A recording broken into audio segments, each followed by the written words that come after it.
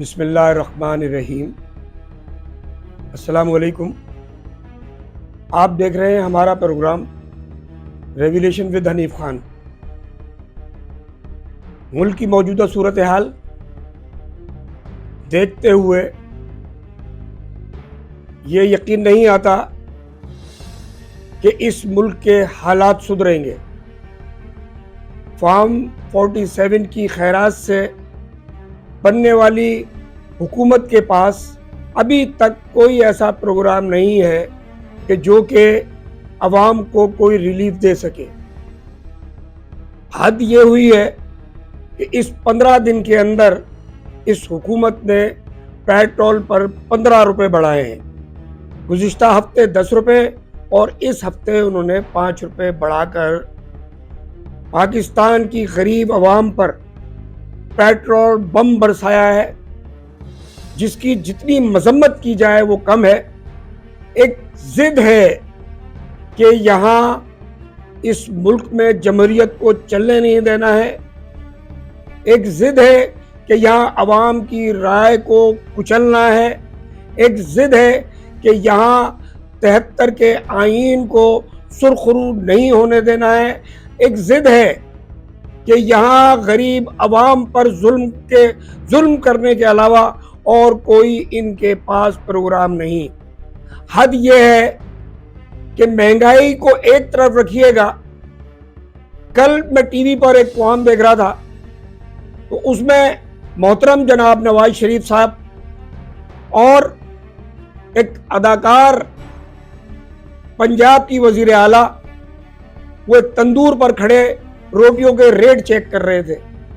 ابھی آپ نے اس ملک میں جو پیٹرول بم برسائے ہیں اس پر آپ کی کوئی توجہ نہیں۔ اس ڈرامے بازی کو آپ ختم کر دیں۔ یہ ڈرامے کر کر کے آپ کی جماعت کا وہ حشر ہوا ہے کہ وہ ٹوٹل 16 یا 17 سیٹیں جیت پائی ہے۔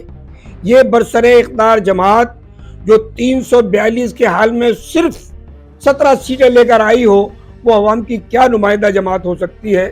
اس ظلم کو ختم کر دیں، اور میں حکومت وقت اور ان چیف الیکشن کمشنر سے سپریم کورٹ سے یہ درخواست کروں گا کہ اس ملک میں ان الیکشنوں کو مسترد کر کے دوبارہ ری الیکشن کرایا جائے۔ جو کوئی جیتے اقتدار اس کے حوالے کیا جائے۔ یہ جس طرح کی بندرباٹ اقتدار میں ہوئی ہے، اس بندرباٹ کو قوم نے تسلیم نہیں کیا ہے۔ آپ زبردستی جتنا چاہیں اس ملک میں اقتدار پر قابض رہیں، لیکن آپ کے پاس اس ملک کے مسائل کا حل نہیں ہے۔ آج ہمیں دشمن اپنے گھر بیٹھ کر تائنا کشی کر رہا ہے کہ ہم نے پاکستان کو در در کش کو لے کر بھیک مانگنے پر مجبور کر دیا ہے۔ دنیا کا کوئی ملک جو پاکستان سے کہیں زیادہ بدتر تھا، آج وہ اپنے پاؤں پر کھڑے ہیں۔ حکمرانوں کی عیاشیاں ختم نہیں ہوتی۔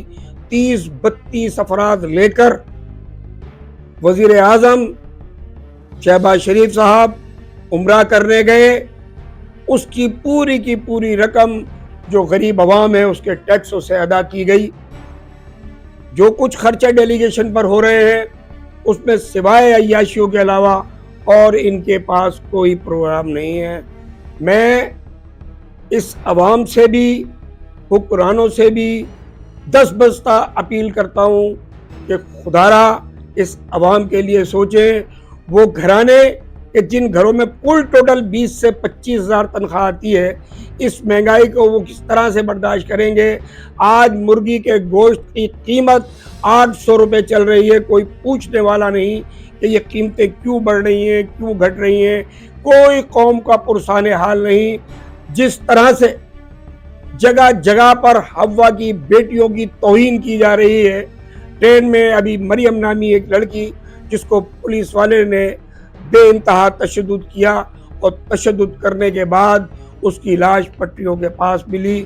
حکومت وقت نے اس پر کوئی توجہ نہیں دی، بلکہ جس شخص کے خلاف ایف آئی آر کٹی تھی، جسے گرفتار کیا گیا تھا، اس شخص کی ضمانت بھی ہو چکی ہے۔